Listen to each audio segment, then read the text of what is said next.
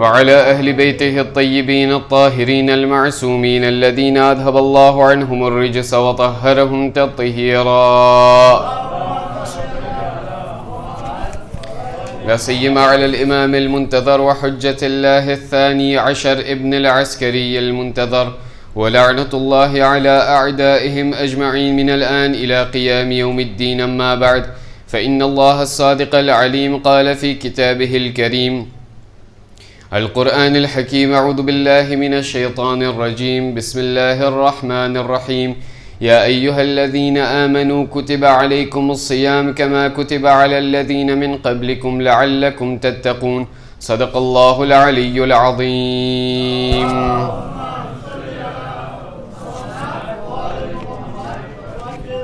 Je vous demanderai un meilleur salawat ala Muhammad wa ali Muhammad.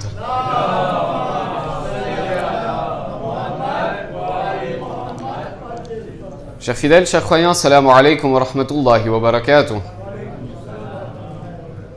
Comme chaque année, le mois de Ramadan vient et s'en va, et mine de rien, nous en sommes déjà à la 13e nuit du mois béni. Le mois de Ramadan est synonyme de défis spirituels et surtout de nouvelles résolutions pour bon nombre de croyants parmi nous. Vous savez, pour bon nombre de savants, le mois de Ramadan est considéré comme étant un nouvel an, le nouvel an spirituel. C'est le mois de Ramadan dans lequel ces mêmes savants prennent de nouvelles résolutions qu'ils appliqueront ensuite dans leur vie. Parmi beaucoup de défis, parmi tant de défis qui existent dans le mois de Ramadan, un défi est celui que nous récitons souvent, pour ne pas dire toujours, durant le mois béni de Ramadan, qui est cité par Allah subhanahu wa ta'ala dans le Saint Coran, chapitre 2, verset 183. Allah subhanahu wa ta'ala dit: Bismillahirrahmanirrahim. Ya ayyuhalladhina amanu kutiba alaykum as-siyam kama kutiba ala alladhina min qablikum la'allakum tattaqun. Ô vous qui avez cru, nous vous avons prescrit le jeûne, tout comme nous l'avons prescrit pour les gens avant vous, peut-être atteindrez-vous la piété. Allah subhanahu wa ta'ala nous indique ici qu'un des défis spirituels du mois de Ramadan est d'atteindre cette piété. Mais voyez-vous, il m'arrive souvent que lorsque le mois de Ramadan vient, je commence à jeûner, je commence à rester affamé. Tout le mois, je reste affamé. Tout le mois, je reste assoiffé. Et lorsque vient le jour de la Eid, eh bien, je raffole de friandises, je me gave de mitaï, comme on le dit. Mais je constate au fond de moi que cette piété, je ne l'ai pas eue finalement.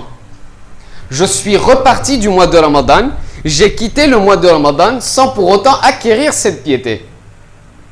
Lorsque j'ai demandé cela aux savants, lorsque je me suis questionné d'abord moi-même, ensuite je suis allé relater ce problème aux savants. Je leur ai demandé que cette piété pour laquelle je fais tant d'efforts, je m'efforce de rester affamé, je m'efforce de jeûner, mais lorsque vient la fin du mois de Ramadan, eh bien je repars sans cette piété, je repars les mains vides finalement. Les savants me répondent que peut-être cette piété que je recherche tant durant le mois béni, il s'agit peut-être de la deuxième étape à franchir durant ce mois. Il m'arrive parfois de griller la première étape, il m'arrive parfois d'omettre cette première étape qui m'est d'abord demandée par Allah subhanahu wa ta'ala. Ce que je fais, c'est que je grille cette première étape et je saute directement vers la piété. Lorsqu'il a été demandé aux savants, mais quelle est cette première étape à franchir? Quelle est cette première étape à avoir? Quelle est cette première étape à passer avant de venir à la piété? Eh bien, ces savants nous disent que la première étape à franchir, la toute première chose à faire durant ce mois béni, eh bien, c'est travailler cette proximité avec Allah subhanahu wa ta'ala. Car voyez-vous mes amis, dans ma vie, moi qui m'appelle musulman, moi qui m'appelle Shi'a Haïdar al-Karrar, j'ai beau dire Allahu Akbar, j'ai beau dire La ilaha illallah, j'ai beau réciter et accomplir des centaines de prières, j'ai beau jeûner, Mais cette proximité que je suis censé ressentir envers Allah, eh bien je ne la ressens pas. Je ne sais pas pour vous, je parle pour moi, que ne le prenez pas mal. Cette proximité que je suis censé ressentir envers Allah, eh bien je ne la ressens pas. Pourtant, je suis ce que l'on appelle musulman. Mais Allah subhanahu wa ta'ala me dit quelque part, ô mon serviteur, ô mon croyant, toi qui te dis mon serviteur, toi qui prétends être mon serviteur, toi qui prétends dire la ilaha illallah, eh bien ça, ce n'est que le kalima, ce ne sont que des paroles en l'air.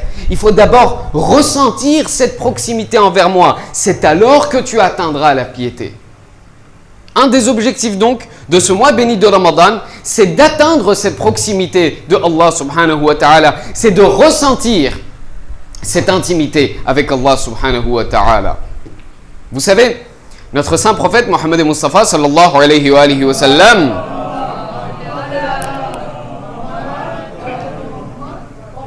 le saint prophète dit dans une narration, dans un hadith, vous savez, à chaque personne dans sa vie, le saint prophète ne dit pas à chaque musulman, non pas du tout. Le saint prophète ne dit pas à chaque shia.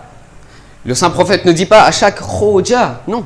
Le saint prophète dit à chaque personne dans sa vie, Allah subhanahu wa ta'ala lui accorde une toute petite période, une courte période dans sa vie, dans laquelle cette dernière ressent une certaine proximité, une certaine intimité avec Allah subhanahu wa ta'ala.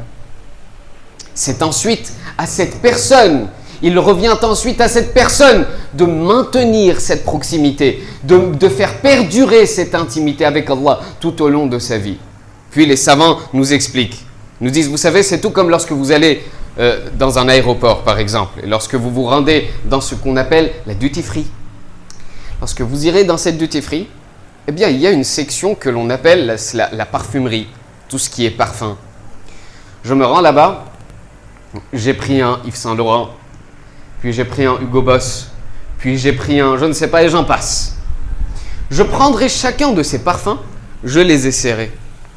Il y en a un par coïncidence qui me plaît. Il y a un parfum qui me plaît, je le prends alors et je me rends vers un vendeur. Je me rends auprès d'un vendeur, je lui dis excusez-moi, j'ai mis ce parfum sur moi, je l'ai mis sur moi, je l'ai appliqué sur moi. Mais voici maintenant 10 minutes, 15 minutes qui se sont écoulées, eh bien cette fragrance, elle a disparu. Qu'est-ce que ce vendeur me dira? Mes chers monsieur, pour pouvoir garder cette fragrance sur vous, pour faire perdurer cette fragrance en vous, l'échantillon ne suffira pas. Il vous faudra acheter ce parfum.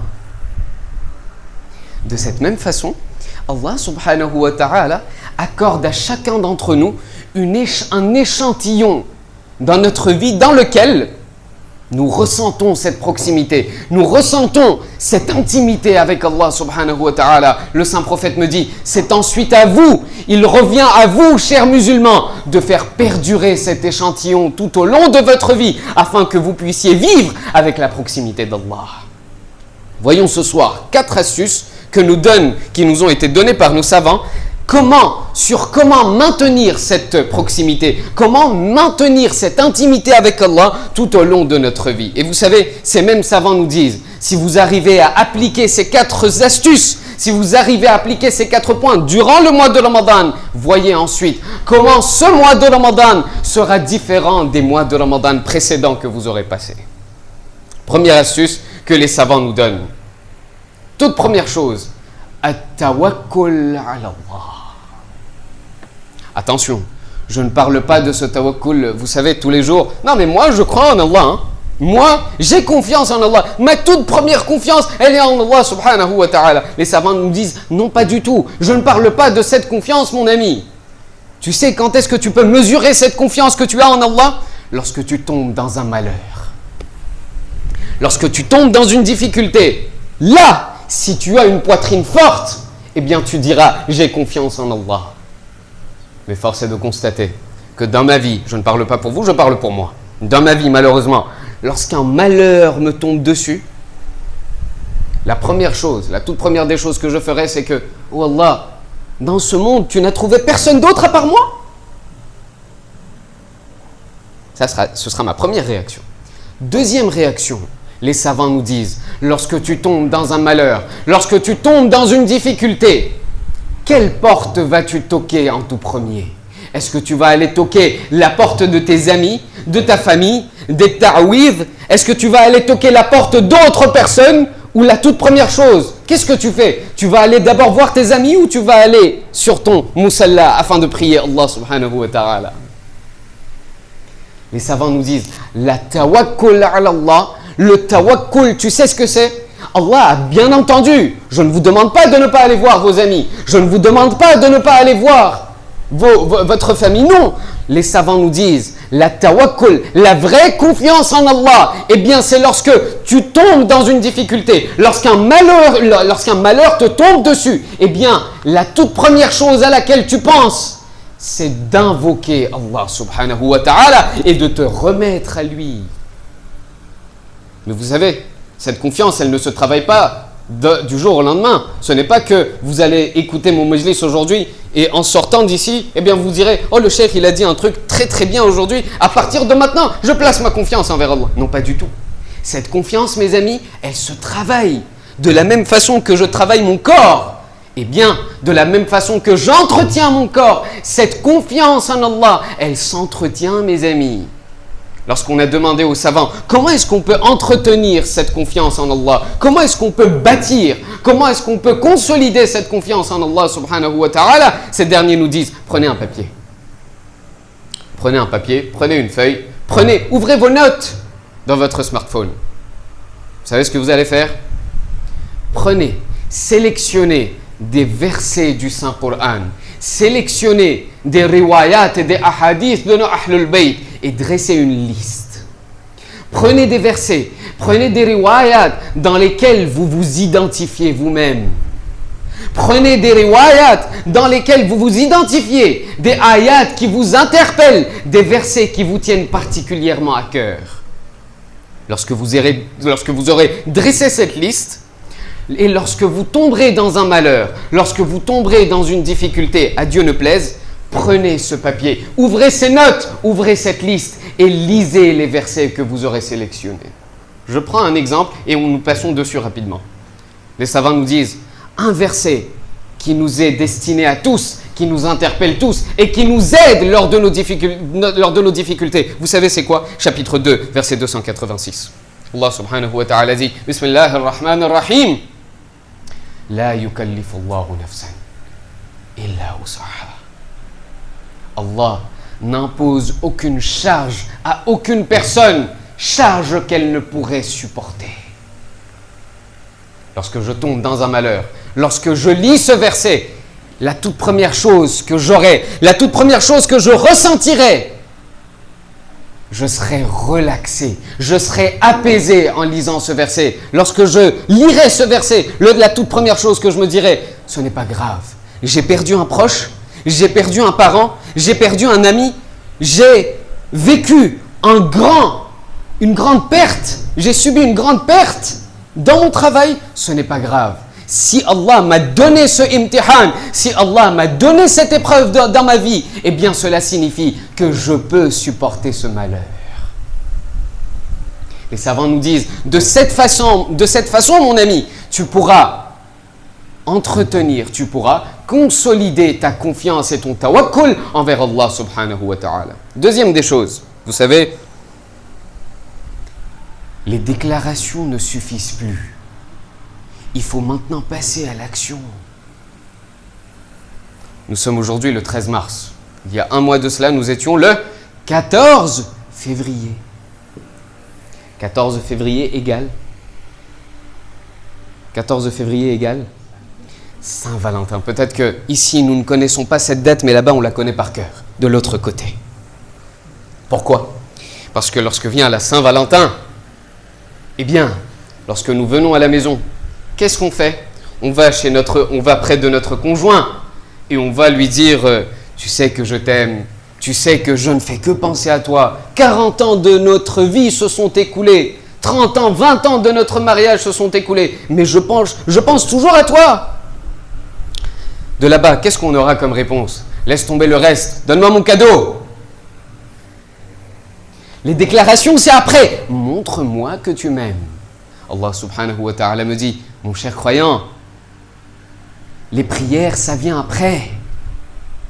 Les déclarations, ça vient après. Montre-moi dans tes actions que tu m'aimes vraiment. Montre-moi que tu m'aimes vraiment. Et vous savez, un moyen de montrer notre amour envers Allah subhanahu wa ta'ala, c'est quoi? Ce n'est pas moi qui vais vous le dire.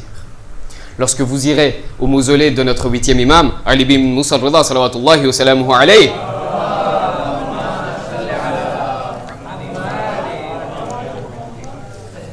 lorsque vous irez au haram de notre 8e imam à Mashhad, tout à côté du mausolée de notre 8e imam se trouve une grande mosquée bleue que l'on appelle la Masjid Gawhar Shad. Cette même Masjid Gawhar Shad, je ne sais pas si vous y êtes déjà allé, puisse Allah donner l'opportunité à chacun d'entre nous d'y aller, Inch'Allah. Lorsque vous irez en Iran, lorsque vous irez à Mashhad, vous demanderez à quelqu'un quelle est l'histoire de cette Masjid Gawhar Shad, de cette mosquée. C'est quoi l'histoire? On vous relatera l'histoire suivante. Autrefois, il y avait une reine, il y avait une princesse. Cette princesse décida un jour de construire une mosquée pour l'amour de son 8e imam, pour l'amour de notre 8e imam. Elle s'est dit, je veux faire construire une mosquée et je l'offrirai à l'imam al-Rida. Les plans ont été construits, les architectes ont été appelés et la masjid fut construite. À la fin, lorsque tout a été finalisé, lorsque tout était prêt, le mimbar a été placé, tout le mahrab, tout a été placé, cette princesse fut appelée. On a appelé cette princesse, on lui a dit, la masjid est terminée, la construction est finie. Cette princesse dit alors à tous ses ouvriers, sortez d'ici, je veux être la première à voir cette finition et je veux être la première à prier dans cette mosquée. Tous les ouvriers sont sortis de la mosquée, à part un qui s'est dit, on va rester ouvrier jusqu'à la fin de notre vie, on ne verra jamais ce qu'est une princesse. Aujourd'hui, je veux voir à quoi ressemble une princesse. Parce que le seul endroit où je vois les princesses, c'est Walt Disney. À part ça, je ne vois pas, je ne sais pas ce que c'est une princesse. Cet ouvrier se cacha alors derrière un pilier et attendit l'arrivée de la princesse. Lorsque la princesse arriva et pria à un endroit, pendant un laps de temps, pendant un moment, une fraction de seconde, le naqab, le voile de la princesse, tomba de son visage. Et le regard de cet ouvrier tomba sur le visage de la princesse. Tamam. Pas besoin de selfie, pas besoin de filtre, besoin de rien du tout. Direct. Le coup de foudre.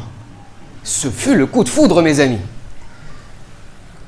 Lorsque le coup de foudre eut lieu, cette personne, cet ouvrier, ce malheureux, rentra chez lui. Il rentra chez lui en disant, c'en est fini. Je vais rester ouvrier jusqu'à la fin de ma vie. Je n'aurai jamais cette princesse. La mère qui était juste à côté vit que cet enfant-là, il vient de manger quelque chose qu'il ne fallait pas. S'est dit, il y a un problème aujourd'hui. Soit c'est le gastro, soit c'est autre chose. Elle appela alors son fils en lui disant, mon fils, qu'est-ce qu'il y a aujourd'hui?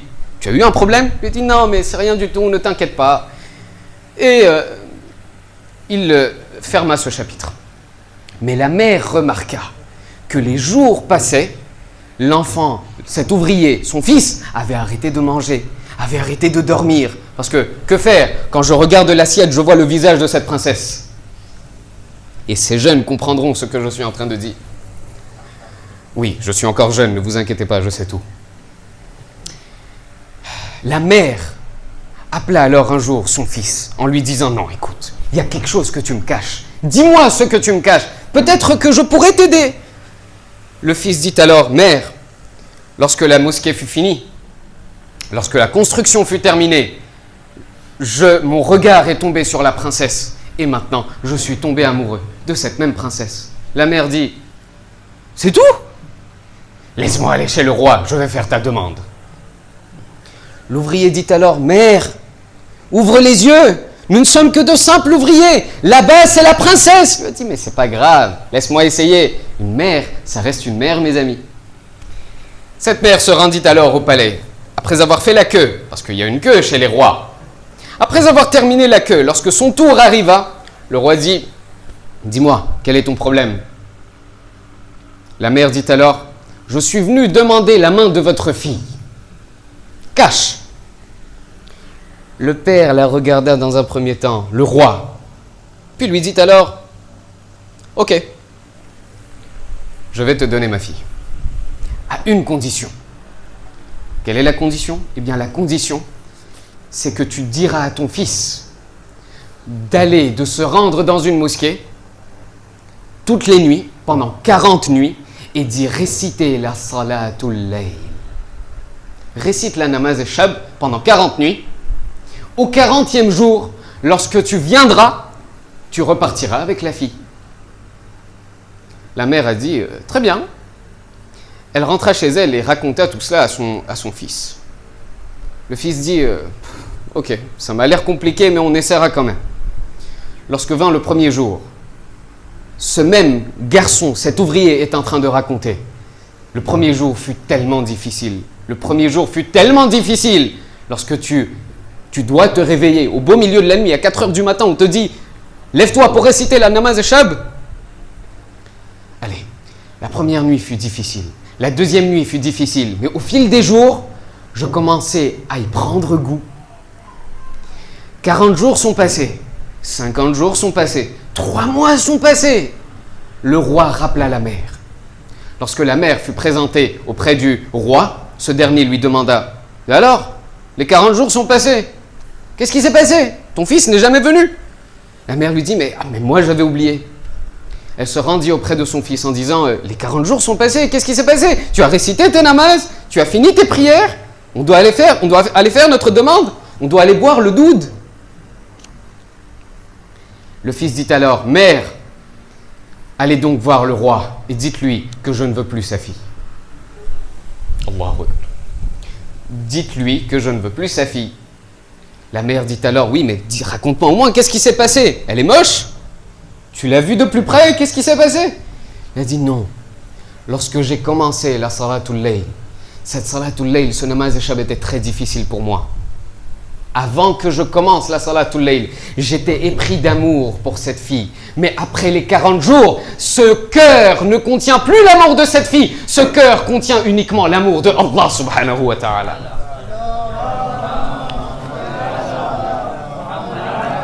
Ce cœur ne contient plus l'amour de cette fille. Après avoir passé les namaz et shab, après avoir récité la salatul layl continuellement, ce cœur est rempli maintenant de l'amour de Allah subhanahu wa ta'ala. C'est la raison pour laquelle Allah subhanahu wa ta'ala dit au prophète Moussa, Ya Moussa, dis à ses croyants, dis à mes serviteurs, Kadhaba man za'ama annahu yuhibbuni. Peut-être que la version arabe contient des difficultés, mais je vais vous dire directement la version en français de ce que je retiens. Est menteur celui qui prétend m'aimer. Moi, par exemple, je prétends aimer Allah. Nabiullah Moussa, Allah lui dit, oh Moussa, dis à mon serviteur, est un menteur celui qui prétend m'aimer. Pourquoi? Car lorsque vient la nuit, idha jannahul layl nama anni. Lorsque vient la nuit, lorsque tout le monde s'endort, eh bien cette personne qui prétend m'aimer, elle s'endort également au lieu de venir communiquer avec moi. Allah subhanahu wa ta'ala dit, mais la nuit n'est-elle pas faite pour que les amoureux puissent parler entre eux? La nuit est faite pour ça. Mais cette personne qui prétend m'aimer, lorsque vient la nuit qui était faite à la base pour me parler, pour communiquer avec moi, eh bien cette personne s'endort. Elle préfère dormir plutôt que venir communiquer avec moi.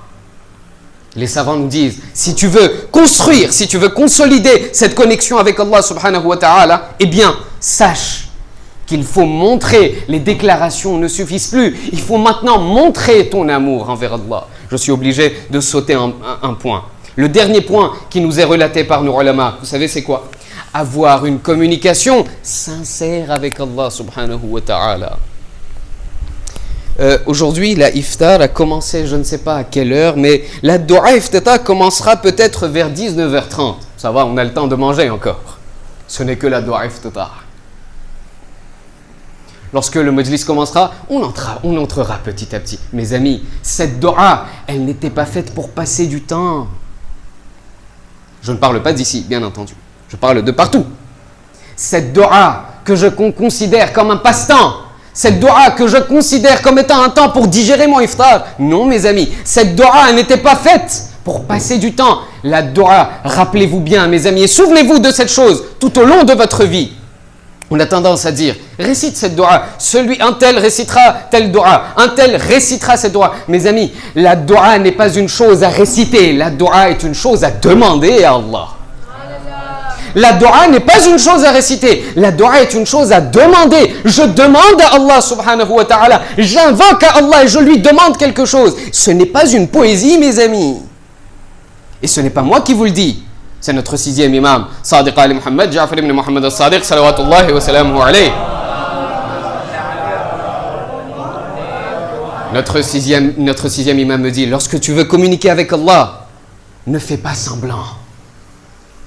Ne fais pas semblant.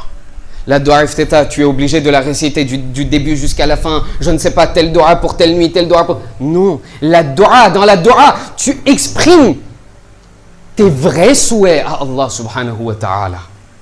Lorsque tu as des problèmes de risque, demande la dua de risque à Allah. Lorsque tu as un problème de santé, demande la santé et la afia à Allah subhanahu wa ta'ala. Et c'est l'imam al-Sadiq lui-même qui nous apprend. Qu'est-ce qu'on lit dans la dua après la salatul asr? Qu'est-ce qu'on dit? Bismillah ar-Rahman ar-Rahim. Allahumma inni a'udhu bika min nafsin la tashba'. Ou Allah, je te demande protection. Je demande protection auprès de toi d'un cœur qui est continuellement insatisfait. Alors que je suis noyé dans le monde, alors que je suis noyé dans le matérialisme, quand est-ce que j'ai pensé à prier Allah, à invoquer Allah de cette façon? Les imams me disent, les savants me disent, à la lumière des riwayat de Ahlul Bayt, lorsque tu veux parler avec Allah, sois sincère avec Allah. Sois sincère avec ton Seigneur. Parle avec lui. Aie l'habitude de communiquer avec lui. Et un moyen, un gadget que l'on appelle pour pouvoir communiquer avec lui, tu sais c'est quoi? Ce sont les Asma'ul Husna. Les Asma'ul Husna que j'ai gardés uniquement comme des calligraphies. Non, mes amis. Les Asma'ul Husna, ce n'était pas pour décorer ma maison. Hein. Les Asma'ul Husna, ce n'était pas pour en faire des calligraphies. Non. Les Asma'ul Husna étaient là pour que je puisse m'en servir dans mes doigts. Les savants me disent, les imams me disent, lorsque tu te sens seul dans ta vie, n'as-tu jamais pensé, as-tu déjà pensé à appeler Allah de cette façon? Ya sadiqa man la sadiqa la. Ya habiba man la habiba la. Est-ce que tu as déjà pensé à invoquer Allah de cette façon? Lorsque tu parles avec Allah, lorsque tu communiques avec lui, aie une communication sincère. Essaie d'appliquer ces 3 points dans ta vie et vois comment Allah subhanahu wa ta'ala te fera ressentir, te montrera cette proximité et cette intimité entre lui et toi. هذا والحمد لله رب العالمين إن الله وملائكته يصلون على النبي يا أيها الذين آمنوا صلوا عليه وسلموا تسليما.